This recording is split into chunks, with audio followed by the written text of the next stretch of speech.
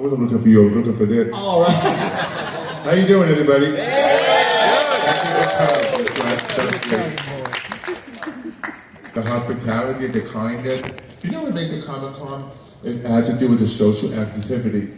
Like people that are very shy, sometimes they have broken home, low self-esteem, they come to a show like this and they get a chance to interact. Because as a kid, you know, when I was young, close to birth, I lost like 80%, 85% of my hearing. And I had a speech impediment. But I would give anything come to a Comic-Con to just shake somebody's hand. Like, you're okay, you're having fun. But I came from a very abusive father. So that's why when you see a con like this, I really appreciate it. That's why we've always appreciated you at all of our shows. Thank you. And I've seen you at the tables, I've seen you, we've hosted panels before with you, and it's just like you are so giving to your fans, and thank you for that. Really. No, absolutely. Yeah. So, you got a brand new project, a new film coming out. Let's talk about that. Yeah, it's called The Hermit. It was just released about 2 weeks ago. It's about a cannibalistic pig farmer. He makes beef jerkies out of people.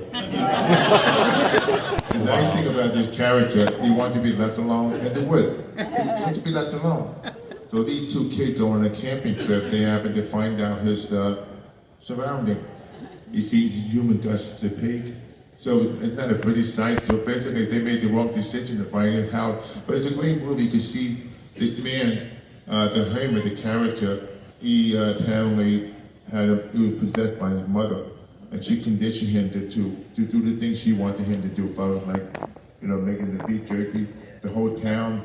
But it's interesting. It's kind of like a Frankenstein kind of a character. You feel for him. That's why I did. It's my first horror film. I did it because I'm very connected to this character. Very nice. Has it been released yet, or is it? It came out 2 weeks. 2 weeks. Okay, good. All right. So we'll look for that. Is it on physical media or streaming services? It was in the theater, but also on HBO. Okay, Streaming. Okay, excellent. All right. Well, we'll mark that down and check that on out. So, you know what? I asked you this before, but I'd like this audience to hear about it. Let's just do the origin story. You had made a huge name for yourself, no pun intended, in the world of bodybuilding. So, how did Hulk come about for you? Well, I was training for bodybuilding competition. I won the Mr. Universe, Mr. America. I was training for the Mr. Olympia in 1977, which I was slated to win. It was about 6 weeks before the competition. I received a phone call. They would have an audition for the Hulk.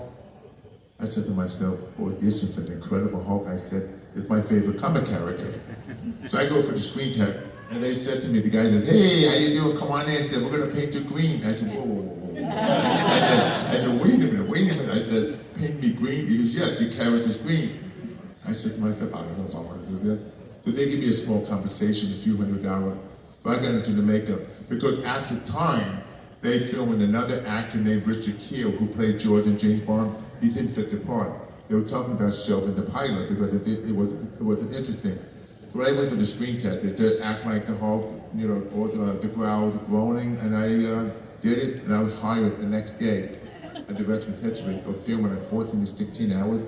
The next day, 2 days later, I'm in full makeup, about to go on the set to film my first scene. I look in the mirror and I said to myself, what am I doing? I did the white eye, the teeth, everything. I said, am I doing the right thing? But then the rest is history. Oh, absolutely. What was it? Yeah. What was the first time you actually met Bixby?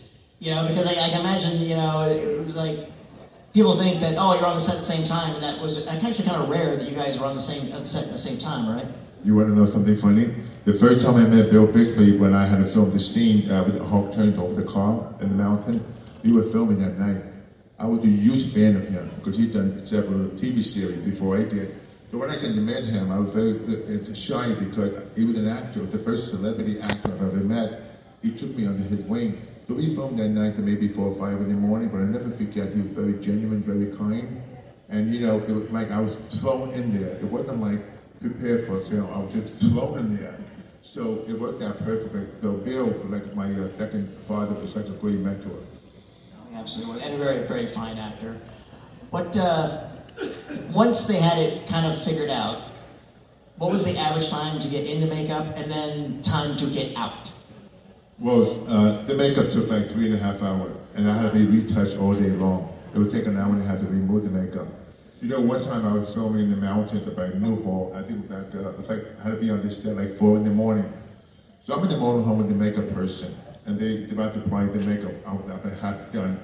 So the lady knocked on the door. It was the catering truck. They said, "What would you like for breakfast?" After time, I was having like a dozen egg omelet and a piece of fruit. So anyway, they cooked this omelet, right? They bring it to my motorhome. It was kind of hot. I said, "Listen, leave it on the step outside the motorhome, and I'll retrieve the omelet maybe 10 to 15 minutes when it cools down." They said, "You need anything else?" I said, "No, we're leaving." Okay, they leave. 15 minutes later, I said, "Make a man, could you get my omelet?" He opened the door. It was gone. The coyotes ate it. No breakfast. I'm getting to green makeup. No breakfast. But it's interesting because many times I film in rain, storm, usually 4 or 5 in the morning, and the project took 3.5 hours. I couldn't rush it. You know, after a while, you want to find different tricks to just expedite it. Now, it's a very tedious process. Well, to us, it was worth it. Absolutely, it's way too. What's been that one memory that you're always going to cherish from your experience on the Hulk? Well, one time I was filming, I think it was the second season. I heard a knock on my motorhome door. A man comes in with gray, salt, pepper hair, glasses. He said, "Excuse me, my name is Cary Grant. I'm here with my nephew up from England." I said to myself, "Cary Grant?" I was in makeup. I couldn't speak. He said, "I'm good as a Hulk." I couldn't speak. I was so mesmerized. So that was made me realize the great experience, because I realized at the time how popular the show was. Every country in the world embraced it. It was wonderful. Because after time, people visited me on the set. But it's interesting because I can never see how I look when I did a scene, only on TV. But every time I've done the scene, the crew would clap because it's like a release for them. Well, I'm going to go ahead and take some of their questions, but before I do that, on behalf of the audience and myself, once again, thank you. Thank you for your talents, thank you for the professionalism, thank you for being such an inspiration in so many facets, okay? Both as this big green character that you played, but also your work, okay, on so many other places, in so many ways. You've been so wonderful to so many people. Thank you for that. One thing I want to address to the audience is that, you know, my hearing may not be perfect as yours, but I've learned to maximize my own personal power, my potential, because when I try to tell people you never want to compete with others, compete with yourself. Like, I use the body, for example, my passion to be a world champion, because if I embrace this passion, I would be here today. Because some people, they go the negative road, they take the positive road. But for me, most important thing I've learned that to maximize within yourself. Because, you know, every one of us handicapped one way or another, physically, emotionally, spiritually, and mentally. But what you do is make the best out of yourself. That makes you rich. That's more powerful than anything you can have in life.